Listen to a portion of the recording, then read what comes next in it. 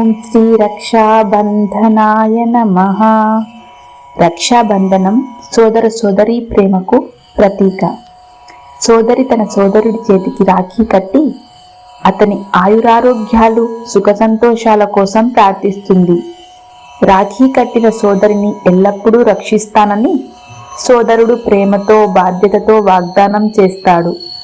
రక్త సంబంధం మాత్రమే కాదు, ప్రేమ, నమ్మకం, రక్షణకు ప్రతీకగా రాఖీని భావిస్తారు. రాఖీ కట్టడానికి ముందు పసుపు, కుంకుమ, అక్షంతలు, పూలు, దీపం, రాఖీ మరియు మిఠాయిలను సిద్ధం చేసుకోవాలి. సోదరుడికి తూర్పు లేదా ఉత్తరం వైపు కూర్చోబెట్టి కుంకుమ, అక్షంతలతో తిలకం పెట్టాలి.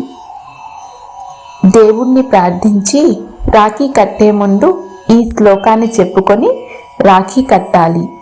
ఆ శ్లోకం ఏంటంటే, ఏన బద్ధో బలి రాజా దానవేంద్రో మహాబలః తేన త్వామ విబధ్నామి రక్షే మాచల.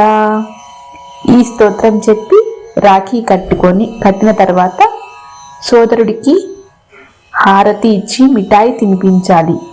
సోదరుడు సోదరికి తన ప్రేమను, రక్షణను తెలియజేసి ఆమె ఆశీర్వాదం తీసుకోవాలి. రాఖీ వెనుక ప్రసిద్ధమైన పురాణ కథ ఉంది. ద్రౌపది ఒక సందర్భంలో శ్రీకృష్ణుడి వేలికి గాయం కాగా ద్రౌపది తన చీర కొంగును చించి ఆయన వేలికి కట్టింది. శ్రీకృష్ణుడు అప్పుడు ద్రౌపది చూపించిన ఆ ప్రేమను, ఆప్యాయతను గుర్తుంచుకున్నాడు. కౌరవ సభలో ద్రౌపదికి అవమానం జరిగినప్పుడు శ్రీకృష్ణుడు ఆమెను రక్షించాడని మహాభారతంలో ఉంది. రక్షణ అనేది కేవలం రాఖీ కట్టడంతోనే కాదు, ఆపదలో అండగా నిలబడమే నిజమైన బంధం.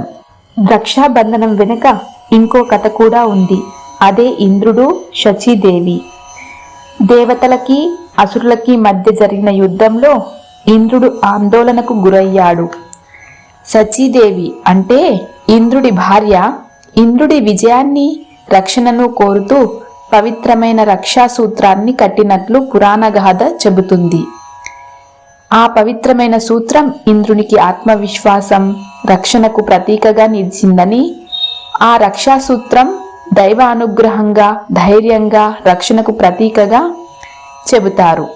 ప్రాచీన కాలంలో పూజారులు ప్రజల శ్రేయస్సు కోసం, రాజులకు శ్రేయస్సు కోసం శ్రావణ పూర్ణిమ రోజు ఈ రక్షా సూత్రంను కట్టేవారు. అన్నా చెల్లెళ్ళ బంధానికి మరో ప్రసిద్ధ గాథ మనం చెప్పుకుంటాము. అదే యముడు, యమున. యమున తన సోదరుడైన యమధర్మరాజును ఇంటికి ఆహ్వానించి ఆప్యాయంగా పూజించి సత్కరించింది. యమధర్మరాజు యమున ప్రేమకు సంతోషించి ఆమెకు వరం ప్రసాదించాడని పురాణ కథనం.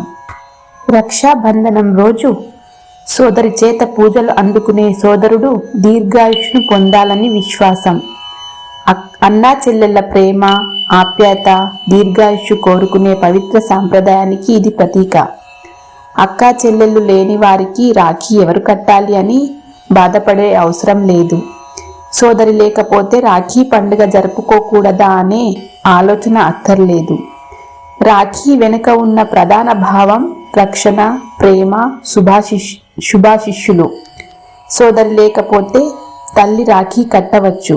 తన కుమారుడి రక్ష, ఆయురారోగ్యాలు, దీర్ఘాయుష్యు, దైవ రక్షణ కలగాలని ప్రార్థిస్తూ తల్లి పవిత్రమైన రక్షా సూత్రాన్ని కట్టవచ్చు. రక్షాసూత్ర సాంప్రదాయం కేవలం అన్నా చెల్లెళ్ళ బంధానికే పరిమితం కాదు, పురాణ సాంప్రదాయాల్లో రక్షణ కోరే పవిత్రమైన సంకల్పం. హరి ఓం.